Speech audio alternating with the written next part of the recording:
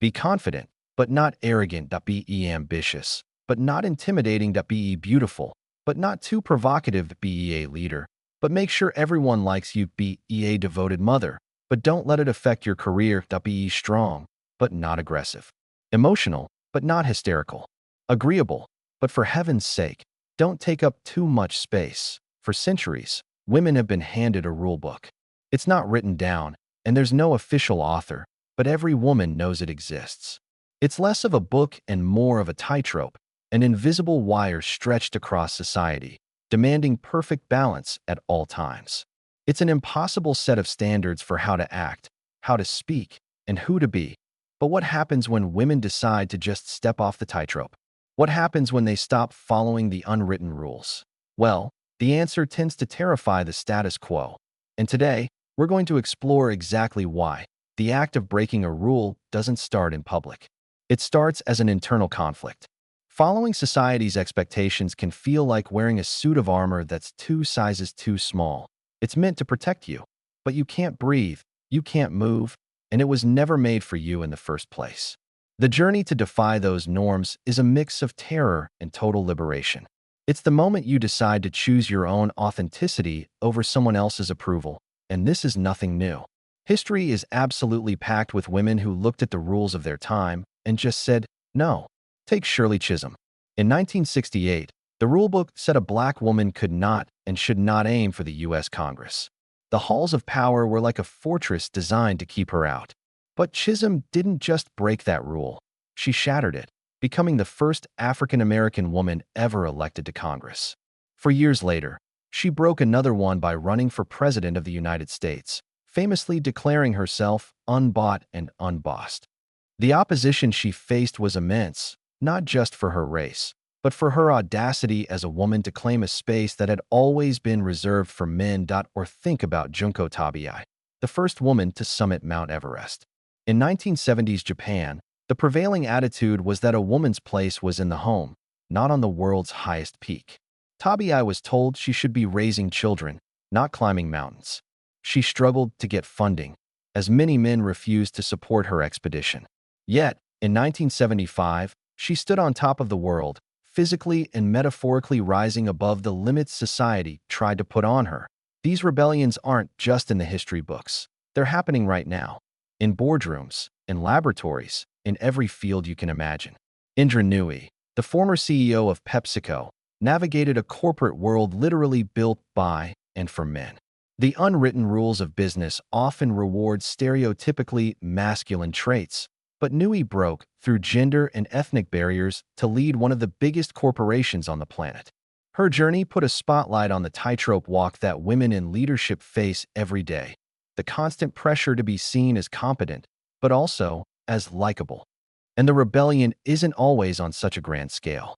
It's in the art of someone like Frida Kahlo, who completely rejected the conventional standards of beauty and femininity. She put her authentic self on the canvas, her pain, her heritage, her flaws, without a single apology. Her art was an act of defiance, a powerful statement that a woman's story and image belonged to her and her alone. Each of these women, in her own way, chose to write her own rules. Here's the thing about breaking rules. It's never without consequences. The status quo is powerful for a reason. It fights back. When a woman steps outside of her prescribed role, she often faces a swift and fierce backlash. This isn't a coincidence. It's a defense mechanism. Think of society as a complex computer program. When women challenge the existing code, it creates an error message, a cognitive dissonance.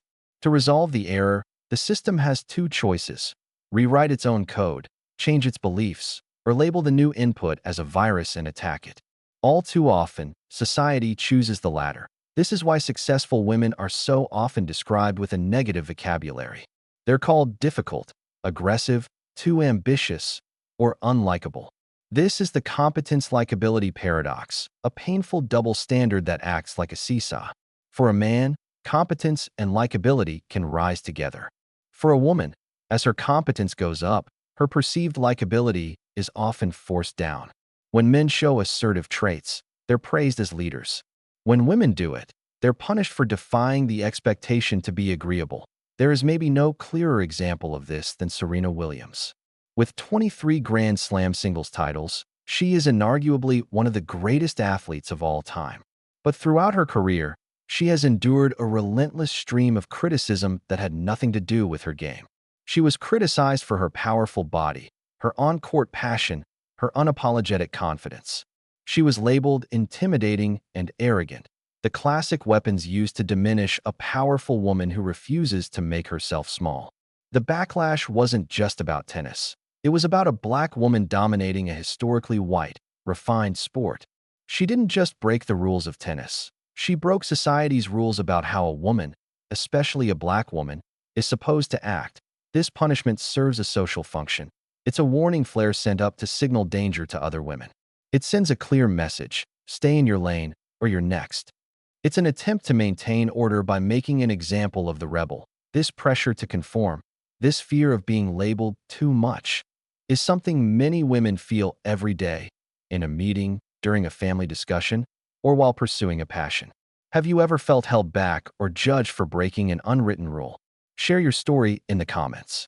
It's such a vital part of this conversation. The backlash is fierce, but the impact of the rebellion is ultimately stronger. Every time a woman breaks a rule, she doesn't just change her own life. She plants a seed that a single act can spark a global movement. When Malala Yousafzai spoke out for girls' education in Pakistan, the Taliban tried to silence her. But their backlash failed. Her rebellion became a symbol for millions. Her single voice, refusing to be quieted, amplified the call for educational rights across the world. The seed she planted has grown into a forest of activism. These ripples create real, tangible change. When women break into leadership, they change the entire workplace. It's said that women in power don't just take a seat at the table, they change the shape of the table itself. They bring new perspectives that lead to better outcomes. Study after study shows that companies with more gender diversity in leadership aren't just more innovative, they're also more profitable. And every act of defiance helps to normalize what was once considered radical. Forging a new path is like being the first to cut a trail through a dense forest. It's difficult, slow, and lonely. But for everyone who comes after, there is a path. It may still be a challenging journey, but it's no longer an impossible one. When Junko Tabei climbed Everest, it was a shocking anomaly. Today, female mountaineers are no longer a surprise. What one generation sees as rebellion, the next sees as a possibility. This is the profound power of breaking the rules. It creates new norms. The woman who demands to be taken seriously makes it easier for the one who comes after her. The mother who challenges outdated ideas about work-life balance helps create more humane policies for all parents. This is how progress happens, not through quiet acceptance, but through brave defiance. The backlash may be a storm, but the ripple effect is a rising tide. So, what happens when women break the rules? They face an internal struggle between who they are and who they're told to be. They face an external backlash from a world unsettled by their nerve. They're often punished for the very same qualities that are celebrated in men. But something far more important happens, too. When women break the rules, they prove the rules were like walls made of paper all along. They expand our understanding of what's possible. They forge paths where none existed before. Individual acts of courage build into collective progress, sparking a transformation that is both shocking and inspiring. The story of female rebellion is really the story of human evolution. It's the engine of social change. The unwritten rules are like an anchor holding the ship of society in one place. The women who break them are the ones cutting the rope, allowing all of us to sail toward a better, more equitable world. The unwritten rules were designed to keep things in a certain order. But maybe the most important rule is the one that says some rules were made to be broken. If this resonated with you, please share it with someone who needs to hear this message.